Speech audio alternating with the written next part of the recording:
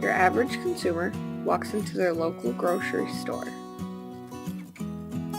They quickly buy their goods and head home. Farmers grow crops that customers are more likely to buy.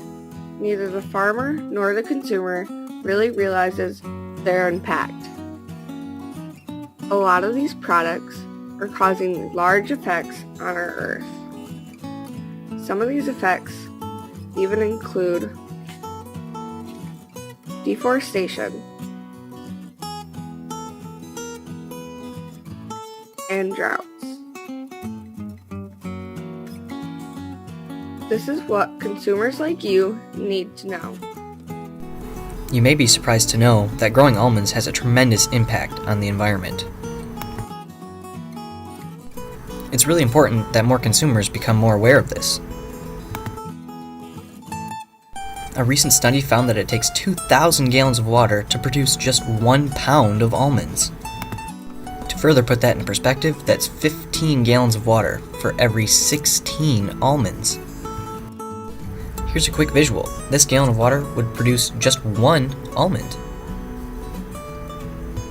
Since producing almonds takes so much water, the drilling of wells has caused major problems for infrastructure and can even lead to earthquakes.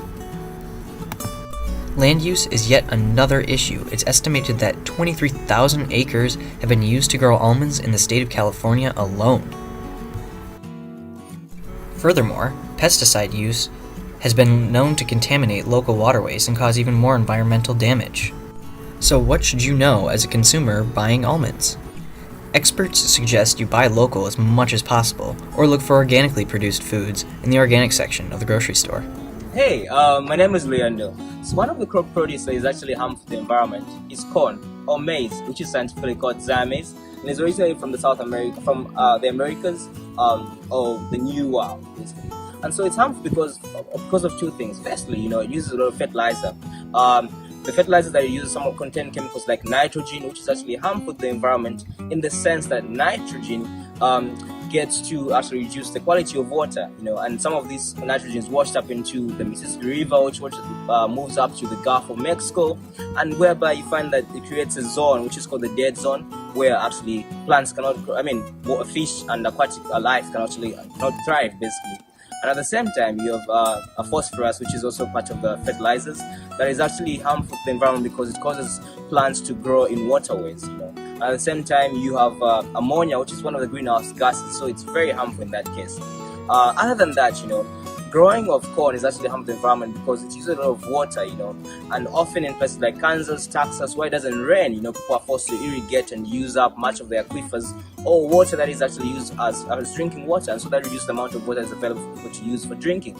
And so that's a huge problem, And in places like Zambia, where there's a huge dependency on maize as a staple food, because it is not as nutritious as other kinds of traditional foods like sorghum and millet, many people end up getting stunted. Children, you find that more than half of children are actually at risk of being stunted. A huge number of them are actually stunted, So that's a huge problem. And the way to solve this is to ensure that there's a lot of crop rotation among us farmers that are able to grow different foods on the same portion of land. Instead of growing corn the same year over and over, you sort of switch it up and grow something else so that the soil maintains its nutrition, and also at the same time getting to also grow traditional and indigenous crops in those places like sorghum and millet.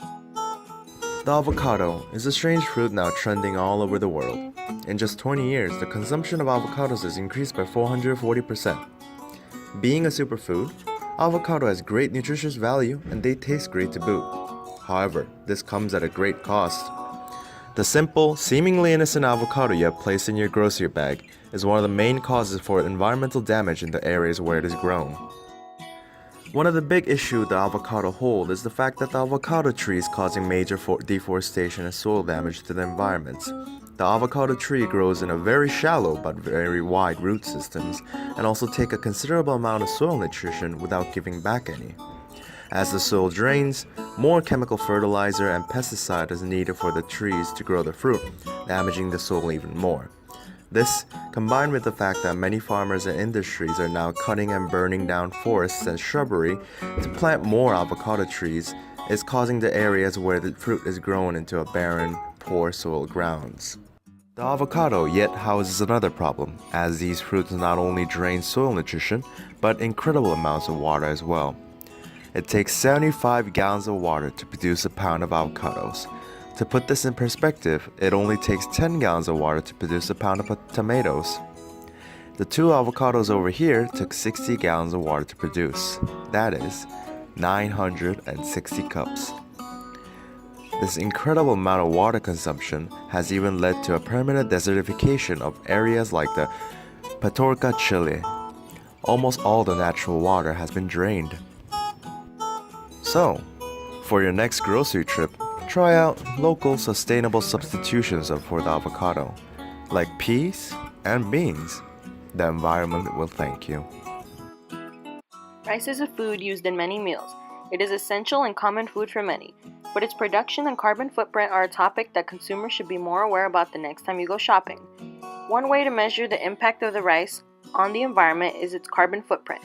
A carbon footprint is defined as the total amount of greenhouse gases produced to directly and indirectly support human activities. The greenhouse gas emissions produced by rice is equal to 2.7 CO2 kilos and 6 car miles per pound. Rice also requires a lot of water for its production. Rice requires 299 gallons of water per pound of processed rice. So if 15 gallons fit in just one shopping cart, I would have to fill 20 shopping carts with water in order to produce just 1 pound of rice. So what can you do as a consumer to reduce your impact? Experts suggest to shop organic. Organic farming methods for both crops and animals have a much lower impact on the environment than conventional methods. Organic certified farms must use natural methods for soil fertilization, weed prevention, and pest control. Doing your research will help you become a better consumer. These products and goods that we have talked to you today are only a few of the ones causing these problems. As a consumer, you help determine what farmers decide to grow. Next time you go to your local store,